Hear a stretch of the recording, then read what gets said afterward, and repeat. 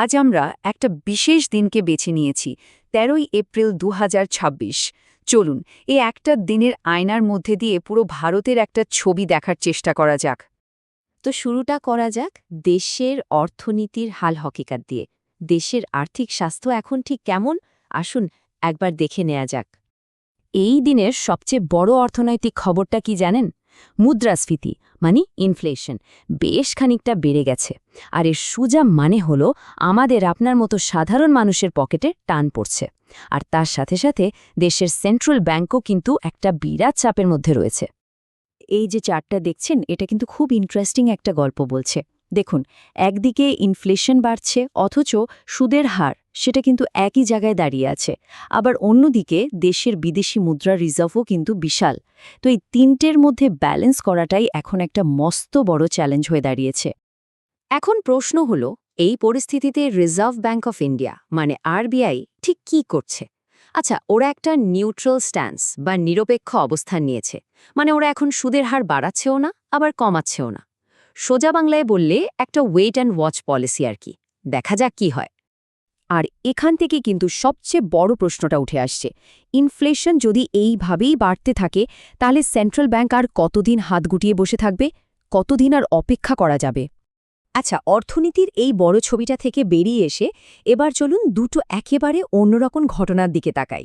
এই দুটো ঘটনা পাশাপাশি রাখলে দেশের অগ্রগতির ভেতরের যে টানাপোড়েনটা আছে সেটা খুব পরিষ্কার বোঝা যায়। তো একদিকে রয়েছে ভারতের বিশাল এক স্বপ্ন। ভারত এখন আর শুধু বিশ্বের ঔষধালয় বা ফার্মাসি অব দ্য ওয়ার্ল্ড হয়ে থাকতে চায় না।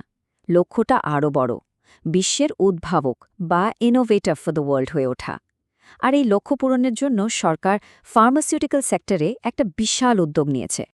আর এই স্বপ্নটা কিন্তু শুধু মুখের কথা নয়, এর পেছনে রয়েছে ১০,০০০ কোটি টাকার একটা বিরাট বিনিয়োগ। ভাবুন একবার, উদ্দেশ্য একটাই, এমন সব নতুন নতুন ওষুধ তৈরি করা যা আগে কখনো সম্ভব হয়নি আর যা দিয়ে সারা পৃথিবীর মানুষের জীবন বাঁচানো যাবে।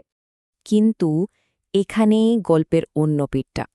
একদিকে যখন দেশ এমন আকাশ ছোঁয়া স্বপ্ন দেখছে, ঠিক সেই সময়েই মাটির কাছাকাছি থাকা কিছু মানুষ কিন্তু লড়ছে তাদের একেবারে প্রাথমিক অধিকারগুলো নিয়ে, নিজেদের অস্তিত্বটা টিকিয়ে রাখার জন্য। যেমন ধরুন পাঞ্জাবের কৃষকদের কথা।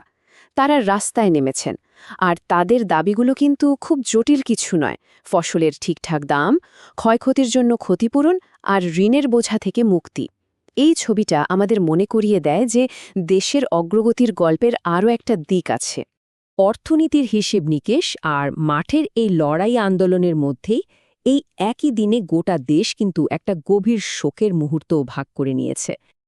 আমরা হারিয়েছি আমাদের প্রিয় এক কিংবদন্তিকে। ৯২ বছর বয়সে আমাদের ছেড়ে চলে গেছেন আশা ভোসলে, এমন একজন শিল্পী যার কণ্ঠ কয়েক দশক ধরে কোটি কোটি মানুষের সুখ দুঃখের সঙ্গী হয়ে থেকেছে। একবার ভাবুন তো তার কাজের পরিধিটা। ১২,০০০-এরও বেশি গান রেকর্ড করেছেন তিনি। গিনেস ওয়ার্ল্ড রেকর্ডস বলছে তিনি মিউজিক ইন্ডাস্ট্রির ইতিহাসে সবচেয়ে বেশি গান রেকর্ড করা শিল্পী। এটা সত্যি একটা অবিশ্বাস্য, অকল্পনীয় ব্যাপার। সারা দেশ জুড়ে মানুষ যেভাবে শোক প্রকাশ করেছে তাতে একটাই কথা বারবার উঠে এসছে, তার চলে যাওয়াটা যেন ভারতীয় সঙ্গীতের একটা স্বর্ণযুগের অবসান। আচ্ছা, এই শোকের পরিবেশ থেকে এবার চলুন একটু অন্যদিকে যাওয়া যাক, এমন একটা জায়গায় যেখানে রয়েছে উত্তেজনা, উন্মাদনা আর প্যাশন। হ্যাঁ, ঠিক ধরেছেন, কথা হচ্ছে আইপিএল নিয়ে। এই সময় আইপিএল একেবারে তুঙ্গে। পয়েন্ট টেবিলে রাজস্থান রয়্যালস তখন সবার উপরে, প্লে অফের দৌড়ে বেশ খানিকটা এগিয়ে। তবে অন্য দলগুলোও কিন্তু ১ ইঞ্চি জমিও ছাড়ছে না। আর শুধু টিম হিসেবে লড়াই নয়, জমে উঠেছে ব্যক্তিগত সেরার লড়াইটাও। অরেঞ্জ ক্যাপ মানে সবচেয়ে বেশি রানের মালিক হওয়ার দৌড়ে এগিয়ে রাজস্থানের বৈভব সূর্যবংশী। আর পার্পল ক্যাপ মানে সবচেয়ে বেশি উইকেটের জন্য লড়ছেন গুজরাটের প্রসিদ্ধ কৃষ্ণা। লড়াইটা বেশ জমজমাট। তো ব্যাপারটা কি দাঁড়ালো দেখুন, একটাই দিন ১৩ই এপ্রিল, আর তার মধ্যে কতগুলো ভিন্ন ভিন্ন ছবি। একদিকে অর্থনীতির কঠিন সব হিসেব নিকেশ, অন্যদিকে মাঠে নেমে কৃষকদের প্রতিবাদ।